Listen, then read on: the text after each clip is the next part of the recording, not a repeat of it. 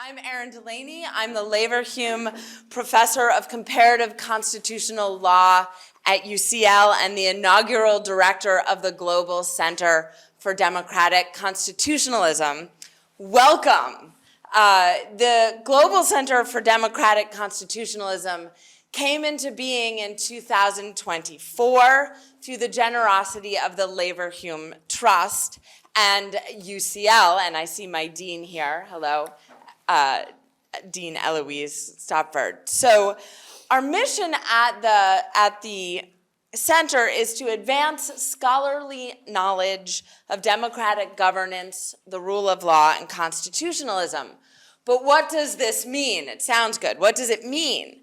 Well, if you consider the existential issues of our time, climate change, lethal pandemics, mass migration, global security, imagine trying to solve these problems in a world of authoritarian regimes, disconnected from their peoples and without mechanisms of international trust and collaboration.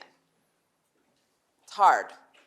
Understanding and upholding democracy and the rule of law becomes central, not just to our own ability to thrive as individuals and as societies, but to meet these global challenges. And yet, according to the most recent report from VDEM Institute, which produces the largest global data set on democracy, democracy is losing. The world already has fewer democracies than autocracies for the first time in 20 years. And there are more countries in the process of autocratizing.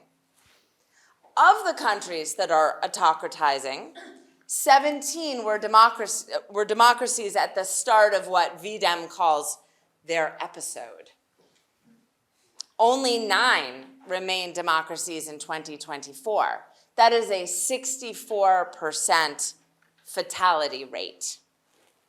This is a serious moment for our world. It's an all-hands-on-deck moment, or for those of you from the US, it's a break glass moment. So we here at the GCDC, we're committed to high-quality academic research to find ways out of this crisis. Our research projects cover constitutional resilience and recovery. We're looking at those 9 countries. We're focused on data and democracy, the relationship between national security institutions and the executive branch, judicial independence, and the rule of law. We're based here at UCL, a global university in a global city. And faculty and student members at our center hail from over 10 countries, from across North America, South America, Africa, Europe, and Asia. We have studied, taught, or held visiting positions in over 40 leading institutions across the world. We are comparative, we are international, we are collaborative, and we aspire to do even more. So, you may have received a little postcard. If you didn't, I can get you one. But if you want to learn more about the center, please do. Our work is very important. Support us if you can, and take a postcard and explore our website to find out more about what we're doing. Tonight marks an inaugural event for a new series, The State of the United States, in which we will engage leading experts from the United States on questions about democracy and constitutionalism in the Trump era. The series was made possible by a generous anonymous donation to the center, for which we are very grateful, and has been put together with the exceptional assistance of Lisa Penfold and Chris Adams from UCL, so thank you to both of you. And for our first event in the series, we are delighted to welcome Andrew Weissmann and Jack Smith for what promises to be a fascinating conversation. Thank you both for being here. Andrew will be serving as interlocutor, so it is my honor to introduce him to you. He will then introduce Jack.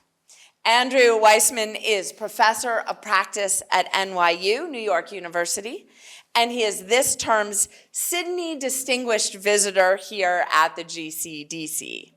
He served as lead prosecutor in Robert Mueller's special counsel's office from 2017 to 2019, and as chief of the fraud section in the Department of Justice from 2015 to 2017.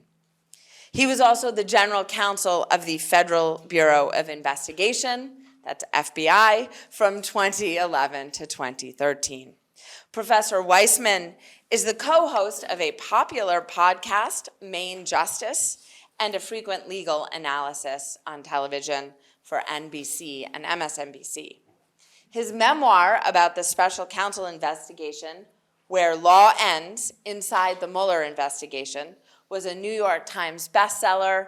We've been very fortunate to have Andrew with us at UCL this month, and we look forward to engaging with him more over the term. And now, Andrew, the floor is yours to introduce Jack. Thank you.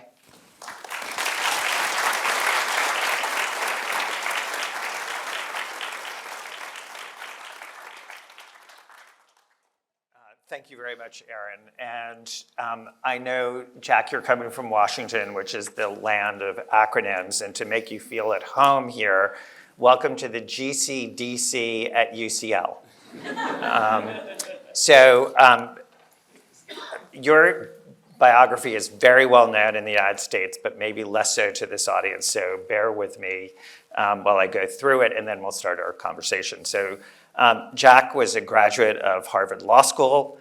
He was a career prosecutor, and the unusual part, I think, of your background is that Jack was a prosecutor at the state level in the United States, at the federal level in the United States, and also internationally. I really can't think of anyone who has that confluence of experience. In addition, something that's sort of dear to my heart is you were also a prosecutor at sort of Main Justice, which is in Washington, so that's centrally, but also in the field in various parts of the United States, not just in New York, but also in Tennessee, as we'll talk about. As I mentioned, Jack started his career as an assistant district attorney, that's at the state level, in New York for the revered and legendary Robert Morgenthau. He then joined the U.S. Attorney's Office in the Eastern District of New York. That is where I also started my prosecutorial career, and as both of us know, it's all downhill after that. In the Eastern District of New York is, I think, everybody who is a federal prosecutor will say the best job you've ever had. But you went on to many great things after that. You went to Main Justice, as I mentioned, where you were the head of the public integrity section that either handles or oversees all of the public corruption cases in the United States. You leaded that, and it should go without saying, but unfortunately I need to say it, and it was the people who were prosecuted were based on the facts and the law, and it didn't matter if they were Republicans, Democrats, independents, or no party at all, if they had committed a crime worthy of prosecution. As I mentioned, Jack did not only work in the United States. You then had two separate stints at the ICC, which we're going to talk about, at the Office of the Prosecutor for the International Criminal Court in The Hague. You were the chief of coordinations for the investigations division. We'll talk more about sort of what you did there. And between those two stints, you went back to the United States where you were the first assistant, that's the number 2, and then the number 1 in the U.S. Attorney's Office, that's a federal office in Tennessee. You went back to the ICC and stayed there for about 4 years, and then you got a phone call, which is sort of basically why we are here today, and that is on November 18th, 2022, the then United States Attorney General of the United States, that's Merrick Garland, appointed you to be the special counsel for the Department of Justice, looking into two things. That is the investigation that was ongoing with respect to Donald Trump and classified documents, and also the handling of the sort of lead up to an event surrounding January 6th and the effort to prevent a peaceful transfer of power. So with that as an introduction, welcome very much to UCL and to GCDC. It is really just a privilege to have somebody with your background. And I kind of want to start with that European background, because it was something that at the time when I learned that you had been selected, I thought about a lot, which was how the sort of big picture, and I only ask compound questions, by the way, which is many, many questions, but it gives you the advantage because you can choose which one to answer. And so I was really interested about how that informed your thinking about what was happening in the United States. But why don't we start with basics just to make sure everyone knows, which is first sort of what is the ICC, and then we'll turn to sort of what you were doing there. But let's start with sort of the ground level. With UCL as an academic institution, so it seems fitting to educate. Sounds good. Well, first off, thank you very much for having me here. I'm really excited to be part of this series and to contribute to this discussion. So I did, as Andrew said, I did 2 stints outside the United States. The first, I was the coordinator of investigations at the International Criminal Court. And what I did there, that is a court, I think many of you know, is a court of, they call it the court of last resort. It's where cases that national bodies either can't or won't do are investigated and, if appropriately, prosecuted. And they often they can involve political leaders, they can involve militia leaders, they can involve genocide, crimes against humanities, war crimes, things of that nature. My role there was to coordinate the investigations. And so what that meant was I had a real hybrid role. I would help design investigative strategies, and that could include how are we going to collect evidence, how are we going to protect witnesses, how are we going to take statements? Are we going to memorialize them this way or that way? That's sort of like nuts and bolts work. And I also went out in the field with my teams and actually conducted the investigations with them when it was appropriate to do so. So that's what I did at the ICC. I came back and the ICC is based in The Hague in the Netherlands.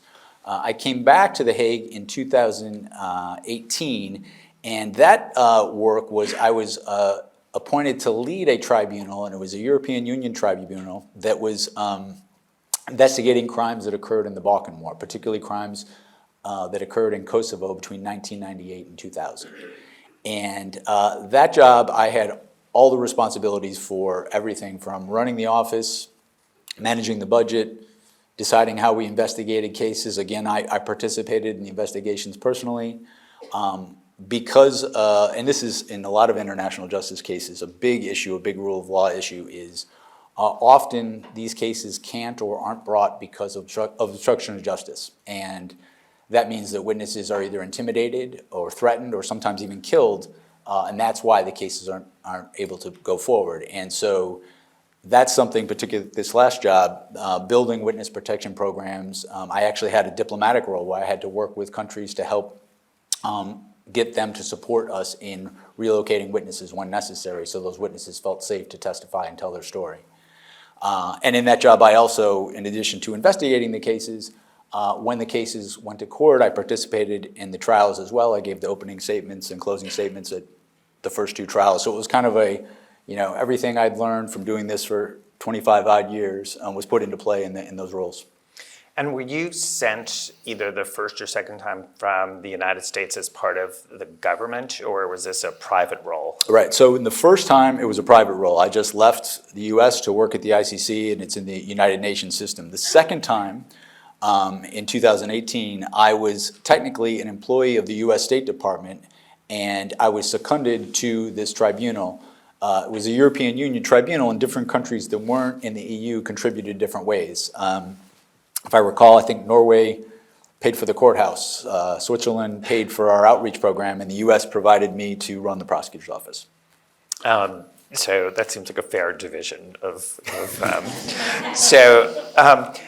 so getting to sort of my larger question is, coming from that background, seeing the challenges to the rule of law and how you hold people to account globally, what were the lessons learned, and how did that make you think about the assignment when you get a call to be the special counsel on a matter involving a former president of the United States? Yeah, so I learned a lot being an international prosecutor, and I will put what I learned into two buckets. One was practical things I learned, and then the other was sort of reaffirming principles of being a conscientious prosecutor.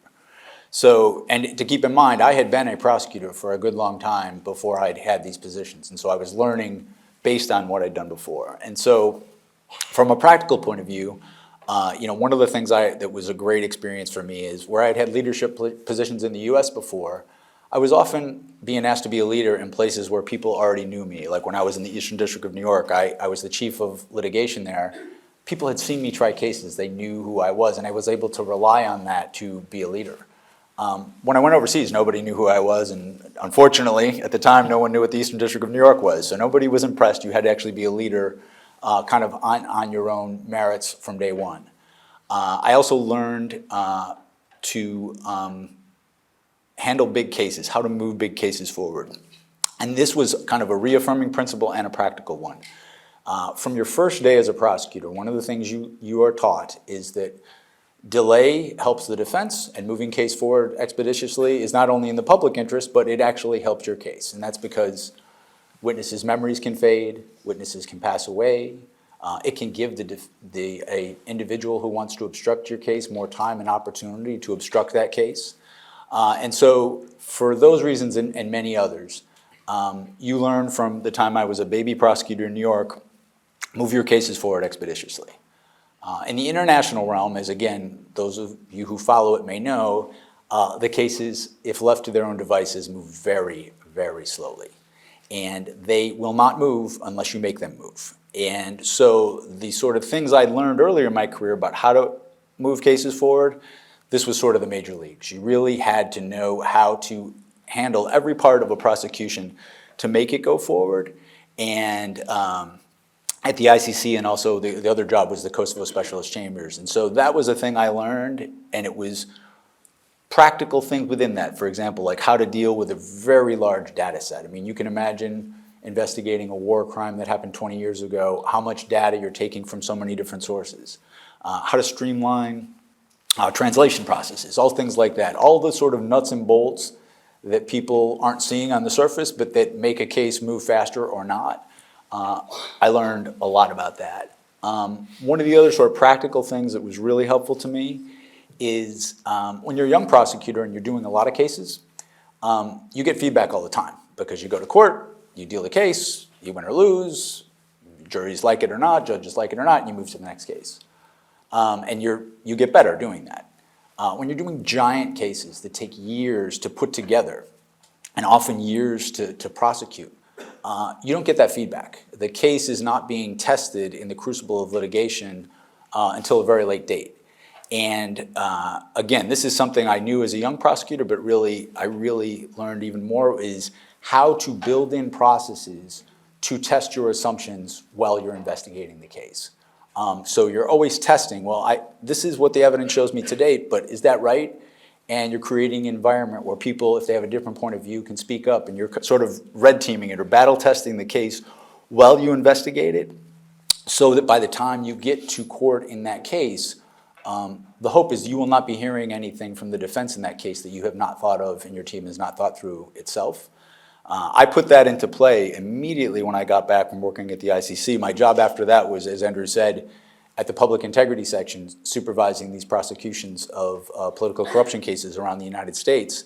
And we were rigorous about looking at every aspect of a case to make sure we could understand not only how we were thinking about the case, but how the defense would think about the case. And so, in that job, I regularly asked the defense attorneys for people we're investigating come in, let me hear your side of the story. I want to make sure I got this right or not. And sometimes I would learn things that I had not thought of otherwise. And so building those processes into big cases was really helpful. And then just on the other side, the reaffirming things. I was taught as a young prosecutor, no fear, no favor. I was taught as a young prosecutor, you do the right things, you do it the right way, and for the right reasons. And, you know, when I was a young assistant district attorney in Manhattan, I thought that's what you were taught at the Manhattan DA's office. When I got to the Eastern District of New York, I was like, wow, that's the same philosophy here. We do it the same way.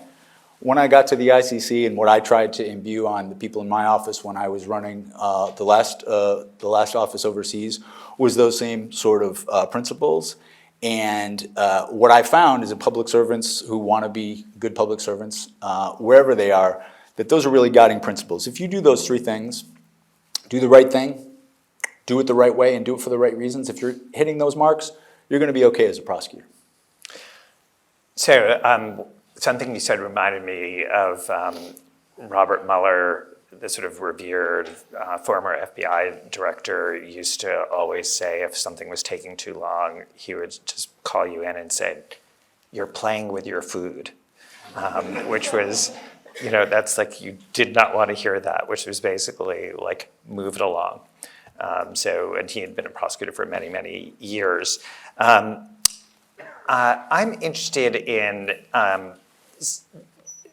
thinking about the international space still, and we'll turn to those lessons coming to the United States. This is a big preamble to this question, which is when I worked for Robert Mueller when he was special counsel, I spent a couple years studying Ukraine. And actually, when I left, I thought, well, I'm never going to need that information again. That's a joke, by the way. There was a very famous trial in Ukraine where President Yanukovych, during his tenure, there was a trial of his political adversary, Yulia Tymoshenko. And it was widely viewed as a show trial. It was denigrated by, I think, almost every single European nation, the Republicans and Democrats in the United States, and condemning it as a show trial. And with that as a preamble, how do you, having seen what can happen globally, how do you sort of differentiate in your head a righteous case from a show trial? Because obviously within that country, they're not going to say it's just a show trial. They're going to be thinking of it as like, well, this is just another righteous prosecution.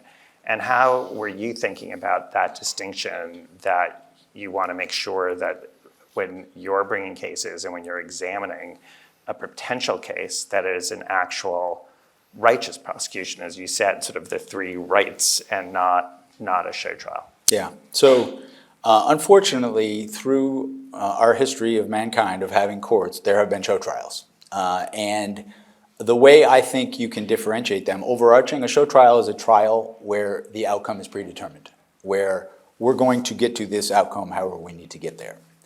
And I think the two factors that you can use to differentiate a righteous prosecution or righteous case from a show trial is process and transparency.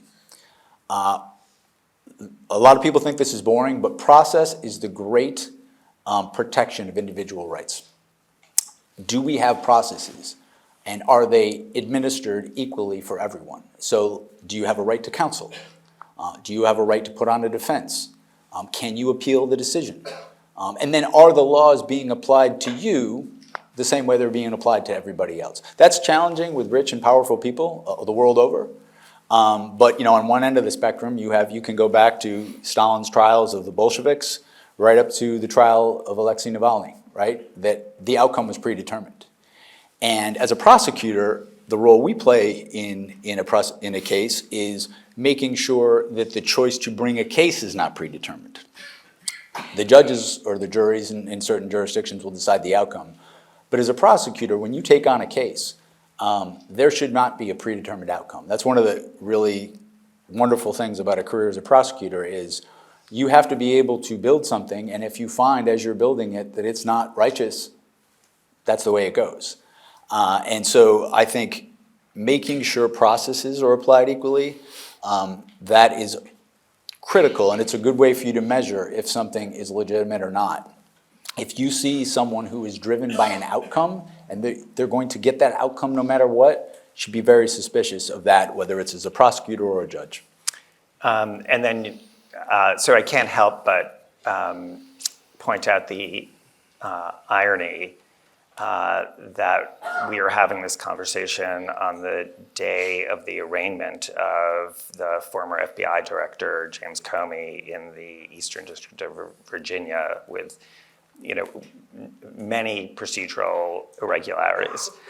You also mentioned that in addition to process, you mentioned transparency as something else that you think about in differentiating sort of a righteous prosecution and transparency. Could you talk about sort of what you mean by that? Sure, and again, like take the Navalny trial. We know, or trials, we know that whenever he was going to offer a defense, they decided to not have those in public and not have the public access to it. Same thing, and I should be clear. A lot of times in a prosecution, if there's sensitive information or the protection of witnesses, you can't make everything public if you're going to also, say, protect witnesses or protect sensitive information. But the goal should be to make as much of it public as possible and make your reasons for doing things as public as possible. I think when people don't understand what the courts are doing and don't understand what prosecutors are doing, that's when distrust happens. I mean, another way I think of it is, if we want trust in our government institutions, it comes down to three things. And this is, I'll put it in the lens of a prosecutor, which is what I know. One, you have to be competent at what you do. You have to know how to do it. You have to have experience at it and talent at it, and you have to be someone who actually knows the rules of your profession. The second is you have to have integrity. You have to be a truth teller and someone who can be trusted to do things for the right reasons. But the third, and the third one's often the hardest, is you need to be able to communicate 1 and 2 to the public. You need to be able to let the public know that you're a truth teller and you actually know how to do this. When you don't have a transparent process, it's impossible to do those things. It's impossible to, whether you're competent or not, it's impossible to show that. And if you are competent, you shouldn't be afraid of a transparent process. So what do you think about whether there should be cameras in the courtroom? This was a big issue in the United States, as there were 4 separate indictments, 2 federal, 2 state, of Donald Trump and related people. And I think it was only the Georgia state case where there were cameras in the courtroom. Federally, it is not allowed. And what's your view, given your sort of view of transparency, as to whether, if you could wave a magic wand and sort of decide what the law is, whether that should be allowed? Or are there potential upsides and downsides in the way you think about that? Yeah, and so I've worked in different jurisdictions, and I'm familiar with different jurisdictions who've answered that question a number of different ways. In the federal courts in the US, they're not permitted. In a lot of state courts, they are permitted. In international courts, it's interesting. They do a different thing where you might live stream the proceedings, but for certain witnesses or their identity of the witnesses, that's not public. They sort of do it piece by piece. In some child abuse cases or domestic violence cases, I've seen it be public except for that. For me, and we oppose there being cameras in the courtroom in the investigation and the trials, or the cases I had as special counsel, because my problem with it is I think that's something, I want it to be transparent as possible, and I think people behave differently when there's cameras and it affects the witnesses. I think there's more of an argument maybe for it in situations where there aren't witnesses testifying, but I think I am concerned that it changes how people behave in the court, and that's a difficulty. But I do understand why people want to do that, and as I said, it's happened in some jurisdictions. I just have a concern about that, about how it affects how people behave in the proceedings.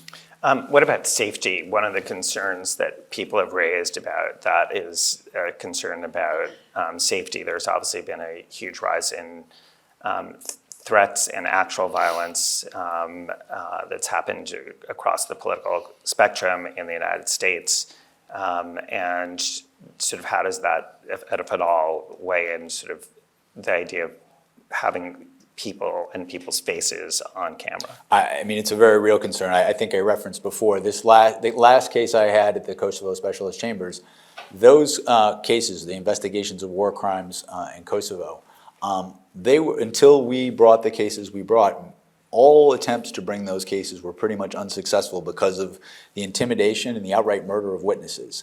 And so when we did these trials, and one of the trials is still going on, that was live streamed, but at times certain witnesses and either part of their testimony or their identity was completely blocked. And obviously, as someone who wants transparency, I don't like that, but I can't put witnesses' lives at risk for that. And that's why I say we should be trying for as much transparency as possible without affecting the integrity of the proceedings or the safety of people involved in them. So final question about the ICC before we turn to the special counsel investigation. The United States has had, I was thinking about this beforehand, whether I could describe it as a love-hate relationship, and I'm not sure love, maybe it's sort of a hate and revile relationship with the ICC, in that it's never been totally embraced, and various administrations have various views about how much they sort of want to partake of its mission. There is talk currently about sanctioning the ICC, and so, as somebody who worked there and has been there and seen its work, what's sort of your view of that sort of tack and what the United States position should be with respect to the ICC? How's that for a small question for you? So, let me start with this, just some background. In terms of the U.S.'s relationship with the ICC, the U.S. ultimately did not sign the Rome Statute, which created the court. It didn't become a member. But over the years, the U.S. has assisted in the arrest and transfer of defendants before the court. In the Libya and Darfur cases, the U.S. is on the Security Council. They could have blocked those cases from being referred to the ICC. They did not. And the most interesting one is with Ukraine. We're talking like not so long ago, 2022, 2023, bipartisan support in the United States for supporting the ICC's investigation of Ukraine, including sharing evidence with Ukraine, and I believe even allowing interviews on U.S. soil related to those cases. So it has not been a thing where the U.S. has been, against this court at all time. They've tried to find, I think, over the history, times where the court was doing things the U.S. could support. I don't think the sanctions are a good idea, and I particularly don't think sanctions of judges is a good idea. Judges need independence to make their decisions. Judges, like prosecutors, should not be thinking of their jobs as popularity contests. They need the room and space to make decisions that some people might not like. And I can't imagine a situation in the United States where we would impeach a federal judge, because of the decision that they made in one particular case. The effects that would have on the independence of the judiciary, I think, would be terrible. And I don't know why that would apply any different in an international context. And this administration has, in fact, imposed sanctions in Brazil, quite pointedly on the country, as well as on the sort of lead judge in the Bolsonaro case. So that is something that is happening in the United States. But as I said, I'm going to now turn away from the ICC to the special counsel. And maybe the first thing is we should just, since you're from Washington, I'm going to throw in my Washington I'm not from terminology. Washington. I am currently living in the vicinity of Washington, but I am not from Washington. This reminds me so much. That. I lived in Washington I'm a veteran New Yorker, and I lived in Washington for 10 years. And I used to always say that when people said I'm from Washington, I'd be like, no, I'm not. And my friends from New York would turn to me and say, you're not a New Yorker anymore, which was just like a dagger to the heart, because if you're from New York, you're completely chauvinist about it. But let's level set. That's the term I wanted to use in terms of what the special counsel is. Like what sort of creates it? Where does it exist in the structure of the sort of three parts of government in the United States, the judiciary, the executive, the legislative? Sure.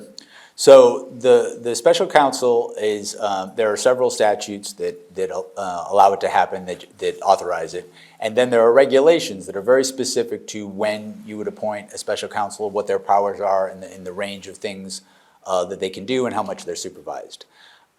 So usually, and I should also say, special counsel or some form of that, the United States has had varying types of situations where special counsels or something with a similar title have been used for decades upon decades. There was a period of time where there was an independent counsel statute where the person brought in was actually not in the Department of Justice. They were actually outside the department and appointed by a judge. That was in the, I'm going to say, the 80s into the 90s. We've gone back to special counsels that are in the Justice Department. My position was very similar in a lot of ways to the special prosecutor in the Watergate case.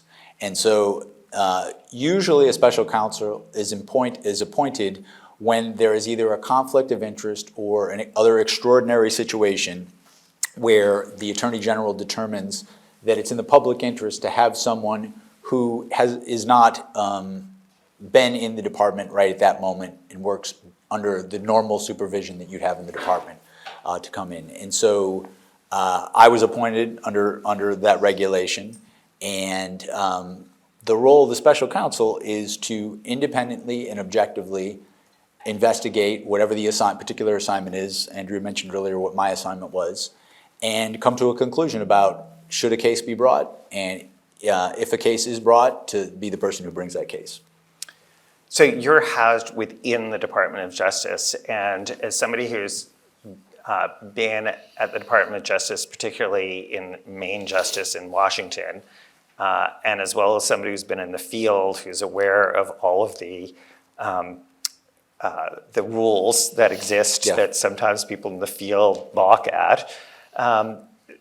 As special counsel, what was your responsibility in terms of all of those rules? Because this is something that I think people don't really understand. Yeah. When I worked for Special Counsel Mueller, I think people thought, oh, you're sort of apart and separate and you do your own thing.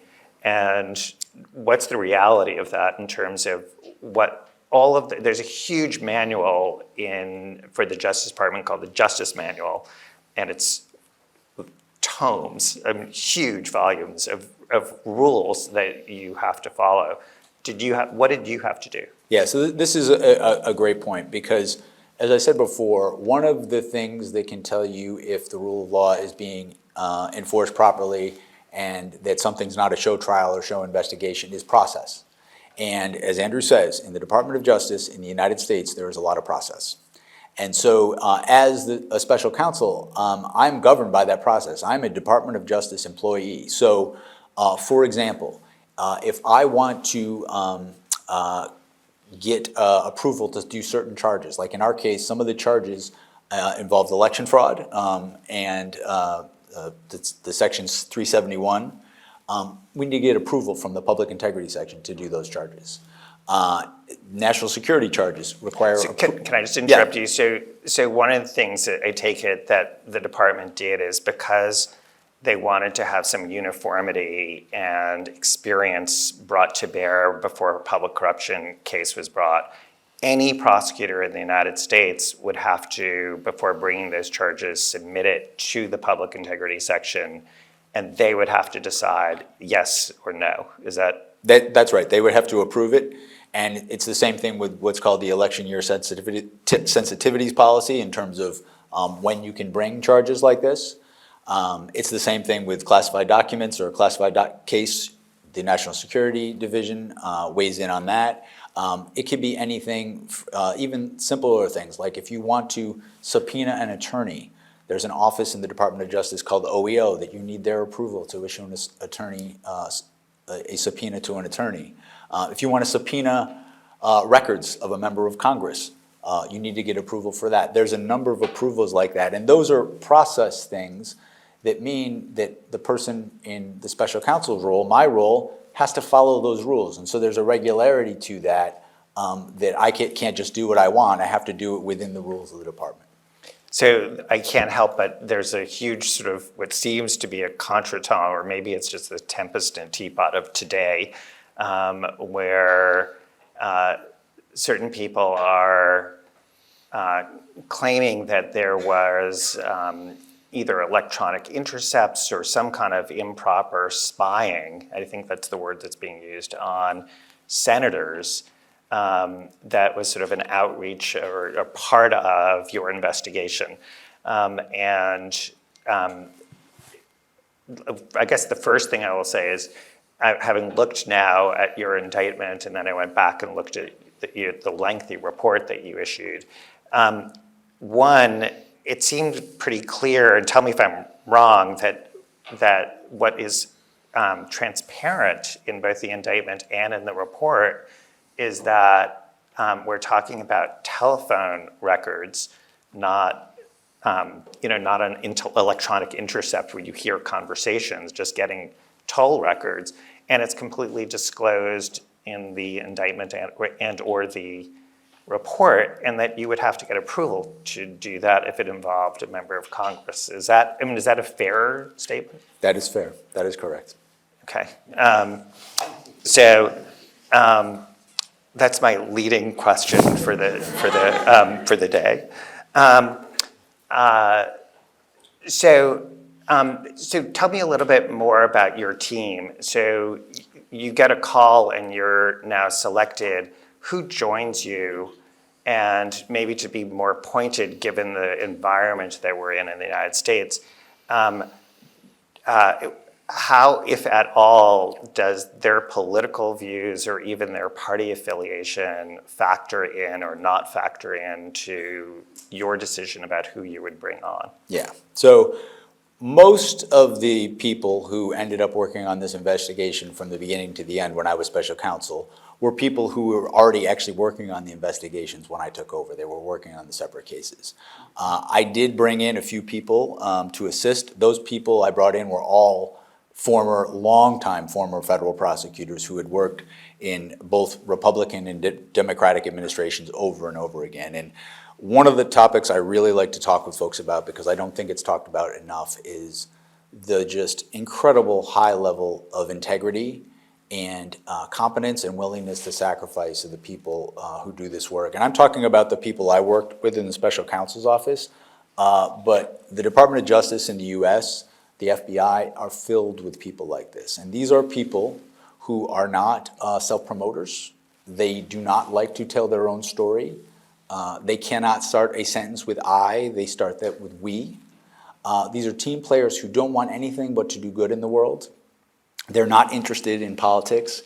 And I get very concerned when I see how easy it is to demonize these people for political ends, when these are the very sort of people I think we should be celebrating. The people on my special counsel team were like that. The idea that politics played a role in who worked on that case or who got chosen is ludicrous. And Andrew, you know, and this is another thing that I think if you're not inside the US Department of Justice, the idea that politics would play a role in big cases like this, it's absolutely ludicrous, and it's totally contrary to my experience as a prosecutor from, the time I was a junior prosecutor. When I started out, if I had told my boss at the DA's office, hey, I've got this case, and I was going to bring it, but I just found out that the guy is a friend of the DA, so maybe we could find a way not to bring it. Or if I said, hey, I wasn't going to bring this case because it's not a legitimate case on the facts and law, but I saw that he was an enemy of the DA and maybe we shouldn't bring it.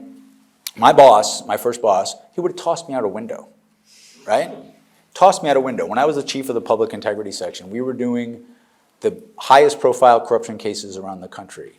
I had no idea of the politics of people who work for me because it was entirely irrelevant to our work.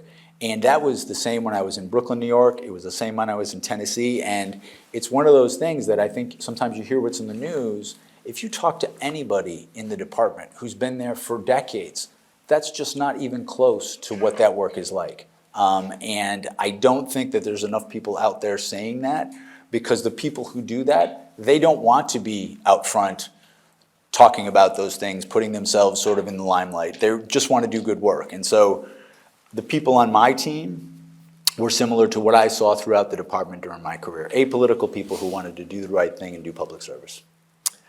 One of the things that you mentioned when we talked about the ICC is your experience needing to move cases along and the need for speed that you had learned as a beginning prosecutor in the DA's office. When you were appointed by Merrick Garland, there were all sorts of people, second guessing him with respect to the timing of that. And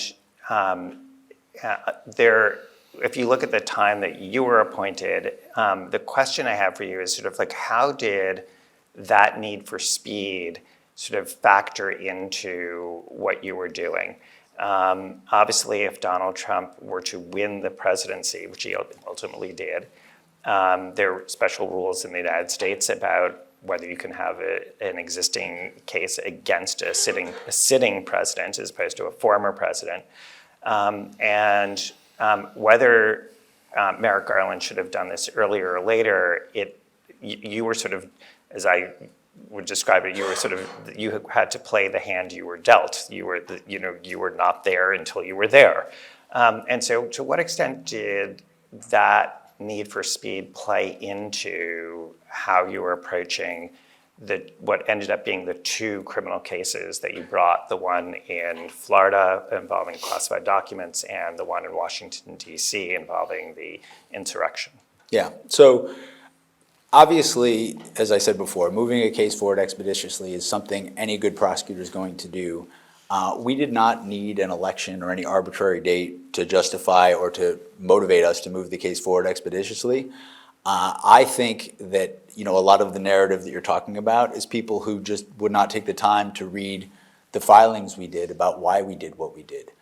There is black letter, unopposed in any way, Supreme Court precedent that says moving cases forward expeditiously is it's not just the defendant's right to a speedy trial. The public has an interest in the expeditious prosecution of cases. And we said that, the courts agreed with us. The district court agreed with us. The appellate court agreed with us. Even the Supreme Court that didn't expedite the case as much as we wanted to, they did expedite it. And so that motivation to move the case forward for proper legal reasons that have been repeatedly cited by our Supreme Court, that's what motivated us, not any particular arbitrary date.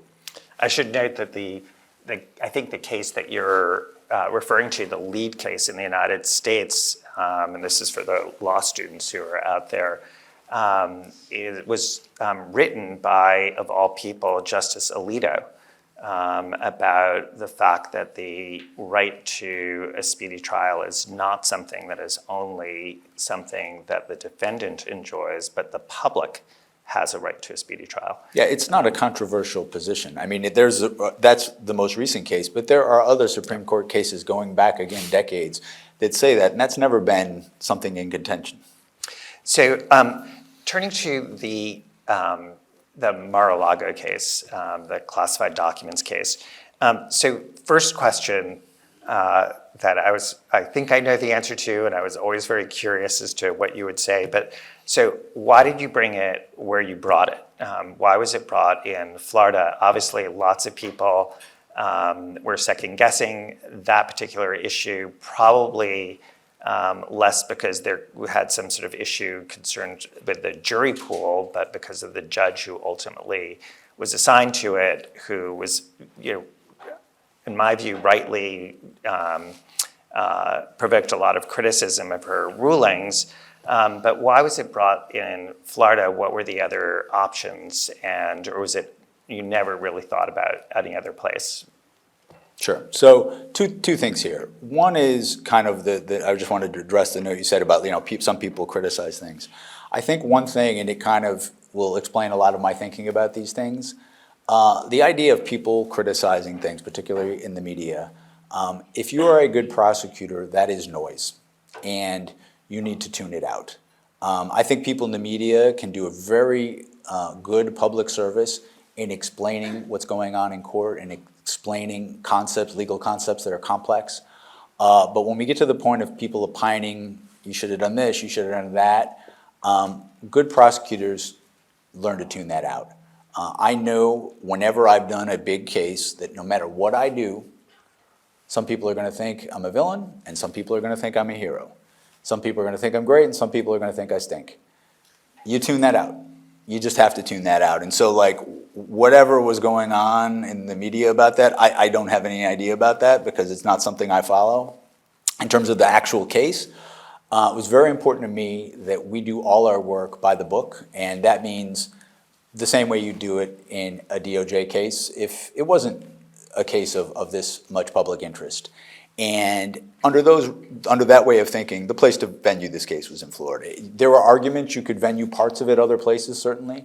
And there are times that the DOJ venue has pieces of cases in different places. But the usual way is to have it in one place. And in this particular case, the documents were in Florida.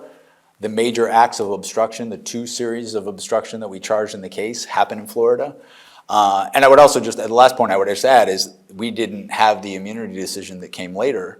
But if we had, by charging it in Florida, all the conduct that we charged was after the presidency. And so the idea that any of this will be official acts would be a lot less than it otherwise would have been if we had charged things that had happened in Washington, D.C. beforehand. And just for context, the Trump immunity decision was about the Supreme Court's interpretation of what immunity should apply to a sitting president. And so if you have the Mar-a-Lago case, which is focusing on conduct that is about what the former president did with documents, not what he did while he was in office, in the same way that the Manhattan case was largely about what happened before he was president. And so the immunity decision is bound by when was Donald Trump in office. So you were focusing in the Florida case about a period that is after he was no longer president. Correct. There was a lot of discussion in connection with the classified documents case because of events that happened with respect to Vice President Pence, the vice president for Donald Trump in the first administration, and the discovery of classified documents that were in his possession. And then also a similar issue with respect to the then sitting president of the United States, Joe Biden. And in terms of your thinking about the propriety of the Mar-a-Lago case, once those cases were out there, how do you, like, when you're thinking about it, and we talked about show trials versus righteous prosecutions when we were talking about the ICC, how do you answer people who would be saying, well, wait a second, it's just, they're all the same, and the Department of Justice and the various special counsels, you and Rob Hur came to very different conclusions. How is that fair? Shouldn't they all have been treated the same? How do you justify the case in Florida when the same criminal case was not brought with respect to either a Democrat or a Republican? Yeah, so I think this is actually a great example to talk about the rule of law and enforcing the law equally. And just as a sort of background, that case, the Biden case you're talking about, I didn't have any role investigating that. Another prosecutor, another career prosecutor, a guy by the name of Robert Hur, who had actually been the U.S. attorney in Maryland under the first Trump administration, took on that matter. And he, like I, issued a report in his case about his findings, and he found in his case that it was not warranted to go forward in that case. And the difference, and this is what matters, is both cases involve classified documents, and one was in Mar-a-Lago, which was a social club, and also his home, and the other one was largely in Biden's home, also I think an office that he worked at. The difference is the facts. The rule of law allows for different outcomes when the facts are different. One of the major differences between the two cases is the obstructive conduct in the case that I investigated. And that's important for a couple different reasons. One reason is to prove illegal possession of classified documents, you need to show that you possess the documents, or the defendant possessed the documents willfully. And that means he knew what he was doing was wrong, and he knew he was possessing the documents. In my particular case, we had tons of evidence of willfulness. And the obstructive evidence, publicly saying these are my documents or things like that, and I can keep them. The evidence to not give the documents back when the government even tried to get them back before there was a criminal investigation. Those sort of things, and then after the investigation started, still refusing to give them back, and then trying to obstruct the investigation. That helps prove willfulness. That sort of evidence didn't exist in the other case. And there are, I mean, I could probably keep you all here for a long time talking about the differences in terms of, you know, the numbers are not, I want to make sure I get this pretty close to right, but almost 4 times as many documents that the person I was investigating compared to the other case. The sensitivity of the documents. I think Special Counsel Herr said that the documents that he most likely could bring a prosecution on were over 15 years old and dealt exclusively with the conflict that had ended in Afghanistan. As we alleged in our indictment, the documents I was dealing with were much more sensitive and much more recent, and we laid out the sort of subject areas, those sensitive subject areas in the indictment. So there were a number of differences between the case, and that is what the rule of law wants, is to have situations where different factual outcomes, different levels of proof can result in different outcomes, and that's what I think happened here. We talked briefly, and you mentioned the Supreme Court's immunity decision. And one of the things that the court wrote about in that case was the concern about starting a chain of one president if you didn't have presidential immunity, one president coming in and then turning around and indicting the former president and on and on. I was wondering, what was your take on sort of the decision, and particularly that concern of seeing that prospect, which we had not obviously seen in almost 250 years, where we didn't have a regime of presidential criminal immunity. Not to bias my, to say what my view is, but like, how did you think about that decision, and particularly that idea, that concern about were we going to just spiral down into a tit for tat in each time there was a new party controlling the White House? Yeah. So the first thing to talk about is just the decision generally. We argued for a different outcome, so obviously I was disappointed in the outcome. But I think a really important thing to understand here is, while I didn't agree, and I'll talk in a minute about the reasoning, I didn't agree with it, we followed it. There was never a question that we were going to follow the law as the Supreme Court said the law now was. And I think that's really important to understand, because I think once we get in a position where we start talking about maybe not following court opinions we don't like, we are lost in terms of the rule of law. And so the reasoning, I very much agreed with the reasoning in the dissent in that opinion more than the majority, but that was the law. In terms of that particular point, I would say 2 things. First, if you looked, and we have this if you're interested in it, it's in the final report that I wrote with my team, that how you can think about these issues is on a spectrum. If you look at how the district court, the appellate court, and then the Supreme Court thought about these things, and then the dissent and the majority in the Supreme Court. There were rule of law considerations, the things we're talking about tonight, and then there were also considerations of giving the executive enough latitude to act, and I think the word was boldly and fearlessly, that the executive would be able to lead the nation. The district court and the appellate court and the dissent strongly weighted the rule of law considerations. The majority opinion strongly weighted the other considerations, and to your point, brought up this scenario of, well, if you do this, then there's going to be this response. My view on that is a couple things. One, I think if you do that, it's tantamount to saying you can never prosecute powerful high officials because there could always be a concern that they'll stay in power and then come after people. The problem is not prosecuting high officials who did something wrong when you do it according to the processes of law in your country. It's the retaliation. That's the problem, and that's the thing that we should be preventing. And also, in the history of our country, what they're talking about, when we've done that, it hasn't happened in the past. And so I disagree with that. But again, that's the reasoning behind the opinion, the ultimate opinion. The law is what it now is in terms of official acts being immune. And that's something that we have to follow. Something that's perhaps a little bit in the weeds, but one of the key things that in the United States everyone could sort of watch and see in terms of transparency, people could turn on their televisions and see on January 6th what was happening.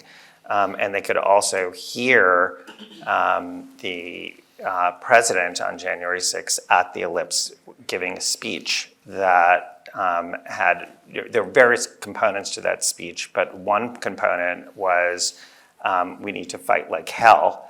And there was a real concern that people had that this was tantamount to doing exactly what happened. In your charges, when the case was ultimately brought in DC on election interference,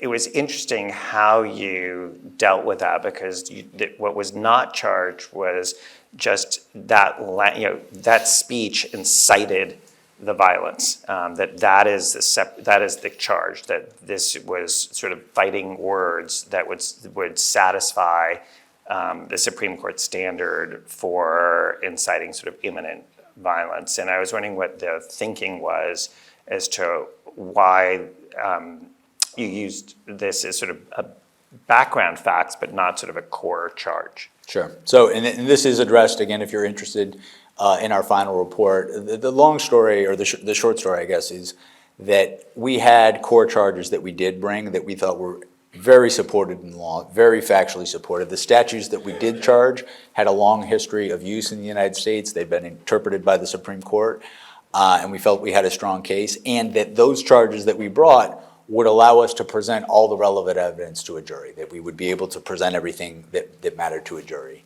And while I understand that reasonable people could think we should charge incitement or insurrection in particular, very little case law interpreting that, certainly not to this extent that the other statutes that we brought.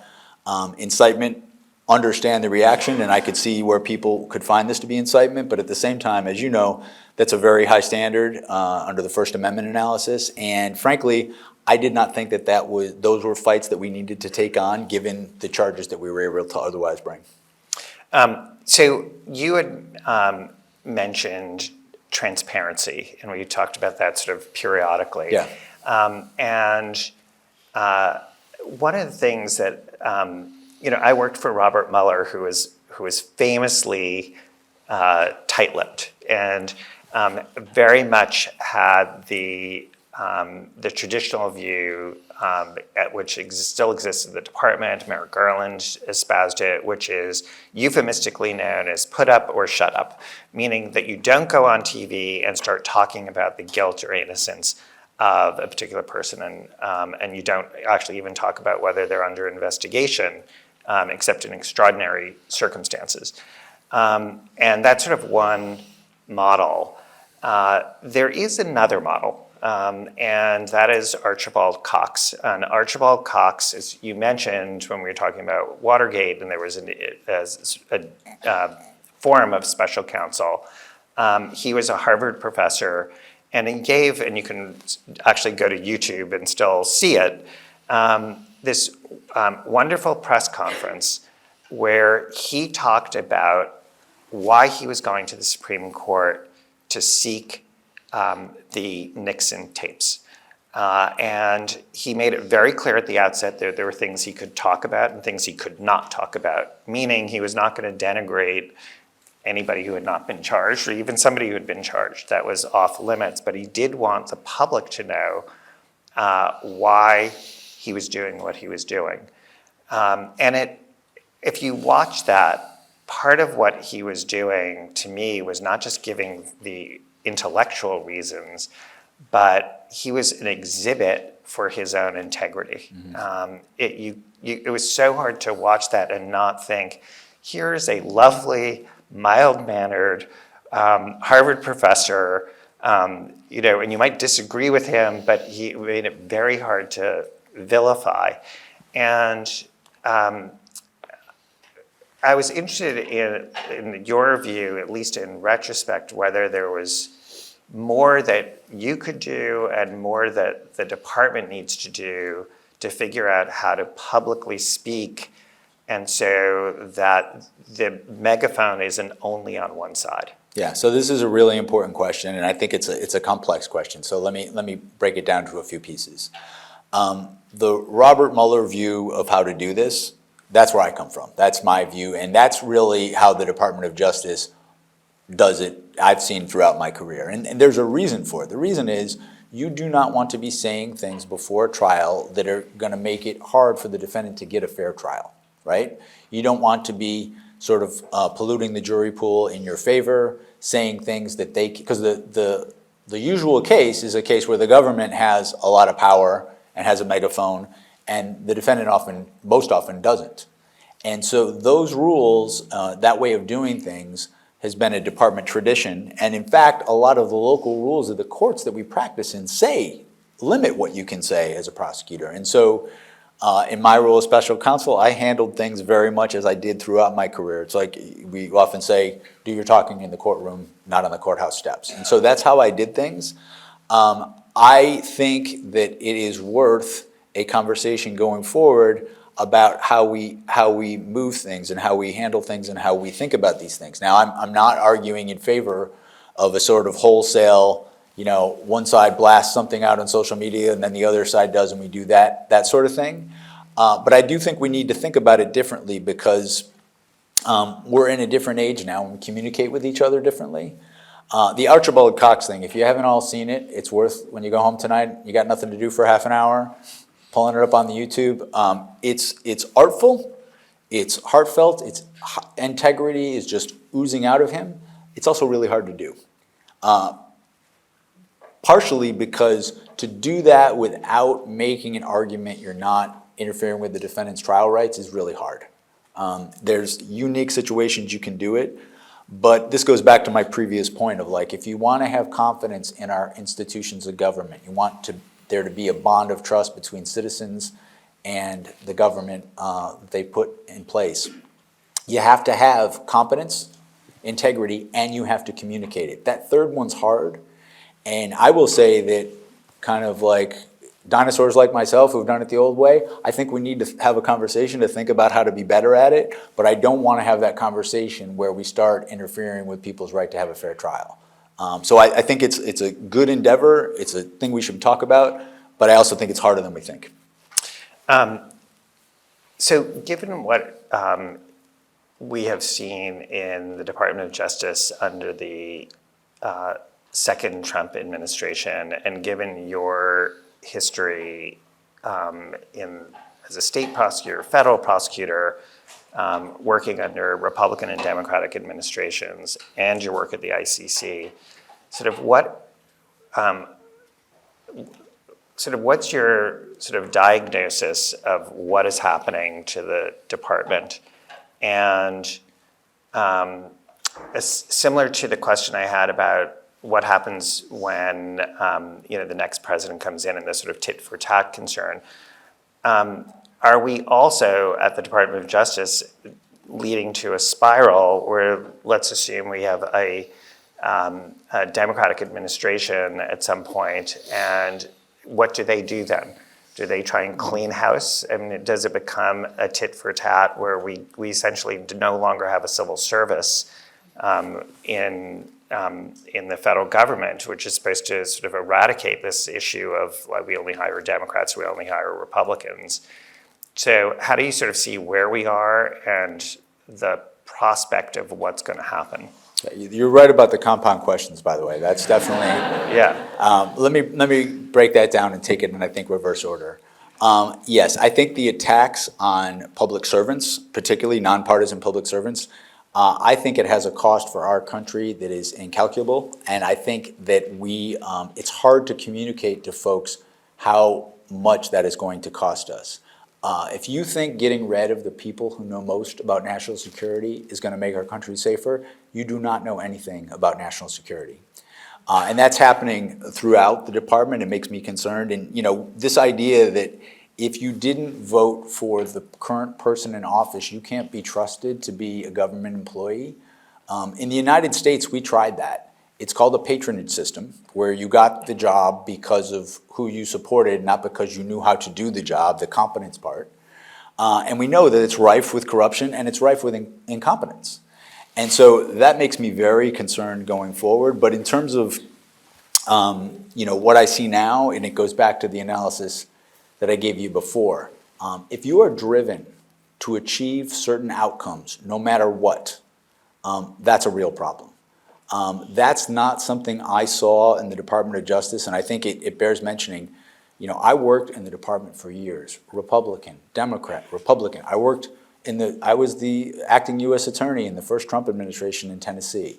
Nothing like what we see now has ever gone on. This case in New York City, where the case against the mayor was dismissed in the hopes that he would support the president's political agenda. I mean, just so you know, nothing like it has ever happened that I've ever heard of. Recently, we had this issue of I guess it was people in the Defense Department using Signal to communicate with each other about war plans. Clearly classified information. I can tell you, Andrew will tell you, there is no administration, Republican or Democrat, that does not open an investigation in that situation. Nothing. Where the lives of servicemen are put at risk, zero. Never happens. So again, when we get to a place where the outcome is what matters and not the process, and the last one I'll just throw out is this latest prosecution of the former director of the FBI. There's a process to secure an indictment. There's a process of predication, having some evidence before you do that. And again, I only know what I see myself in the media, but the career prosecutors, the apolitical prosecutors who analyzed this said there wasn't a case, and so they brought somebody in who had never been a criminal prosecutor on days' notice to secure an indictment a day before the statute of limitations ended. That just reeks of lack of process. I'll add to that the Trump-selected U.S. attorney resigned over this. So not just the career people, but also an actual presidential selection resigned. And if you listen to the president, was fired, but in another way was pressured out to not bring the case. Yeah, and I just want to be clear too. I don't see, and I think a lot of Americans do not see this as a political issue. Process shouldn't be a political issue, right? Like if there's rules in the department about how to bring a case, follow those rules. You can't say, I want this outcome, let me throw the rules out. That's why, frankly, you see all these conflicts between the career apolitical prosecutors I worked with, because they're being asked to do things that they think are wrong, and because they're not political people, they're not going to do them. And I think that explains why you've seen the resignations, you've seen people leave the department. It's not because they're enemies of one administration or the next. They've worked through decades for different administrations. It's just they've been doing things apolitically forever, and when they're told, no, you got to get this outcome no matter what, that is so contrary to how we were all raised as prosecutors. I think that's been the center of all the conflict. So I'm going to end with a couple sort of questions about sort of more personal ones. So sort of obviously in the United States there's been a lot of vilification, but particularly of you and your team. And if you don't want to talk about yourself, just sort of what have the consequences been in terms of just the personal lives of either yourself or your team in terms of how they have to live, whether they can find jobs? What is it like to have to live through that kind of harassment for what seemingly is just doing your job? Yeah, I mean, what's interesting for me is, I lived my life in a way where I was not seeking to be someone whose name people knew, right? I was a prosecutor, a public servant, and having done this job, now I'm this guy where people interact with me in a way that they didn't before. But I'm really just like one of many sort of public servants who want to do their job, want to do the right thing, want to be public servants. And so, yes, if you don't know, everybody who worked on my team was fired, not just the lawyers, but the administrative staff as well. I think these are people who have spent their careers sacrificing for the communities they want to protect for our country. I'm really upset that people like that not only are being vilified, but that it's hard to get their stories out of who they are. Because I think the way we communicate with each other right now, it's very hard to tell a narrative. Because if you saw the narratives of some of these people, I mean, just briefly, there's an agent who worked on our case, who served our country overseas, multiple combat tours, decades as an FBI agent, fired days after his wife died of cancer. People hear these stories, no one's going to think that's okay. So, yeah, I think that's a real The problem. reporting on that is the senior career FBI people tried to get Kash Patel, the FBI director, to put off the decision given his personal circumstances, and failed. And this most senior person at the FBI making that plea was then fired. Yeah, I mean, these are people, lawyers aside, these are people who put their lives on the line. And for them to be fired for stuff like this, I just don't see how anyone can hear those stories and not be moved by it. And then have people sort of landed on their feet, or has it been a struggle? Obviously, I think people know there's been all sorts of executive orders targeting law firms. There's been actions targeting people, targeting companies, and a chilling effect as a result of that. And to what extent has that sort of affected people on your team in terms of their lives going forward? Yeah, well, the good thing for the folks on my team is they're excellent lawyers, and they are people who are really good at their profession. There is a chilling effect out there, and there's a lot of bad in it. The good, I will say, is we are living in a moment where you get to find out who people are. You get to find out what institutions stand for, or companies, or law firms. And so I think it's been revealing for all of us about the different ways things have gone there. I think the folks on my team in the long run will be fine because they're good people, and I believe that they're going to have good outcomes. But the stuff their families have had to go through as a result of this, again, if you knew the stories of these people, nobody would think that's okay. Any final thoughts that you have for our audience about sort of the rule of law, thinking about what we're experiencing in the United States, and how you sort of think about it, having seen sort of the rule of law globally? Yeah. So, I think of public service as a privilege, and my life has been it's been so great to live the life I had as a public servant. Not only the things I've got to do, the things I've got to be a part of, but the people I've got to work with.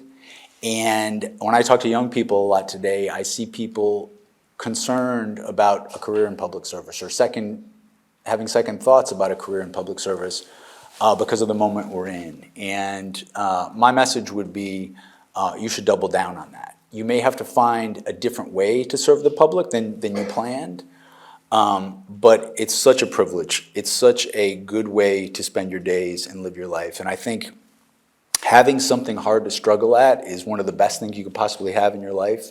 And so I think we're in a moment now where people have to think about what matters to them. And if they believe in things like the rule of law, they believe in democracy, if they're blocked in helping the way that they thought they could help, they need to take that commitment and find another way to be part of the solution. That is a wonderful way to end. And in speaking about public service, it's your public service coming here and speaking to us tonight is part of that. You are deserved a great deal of thanks for doing your work, and thank you so much for coming here and sharing your thoughts. Thanks for having me.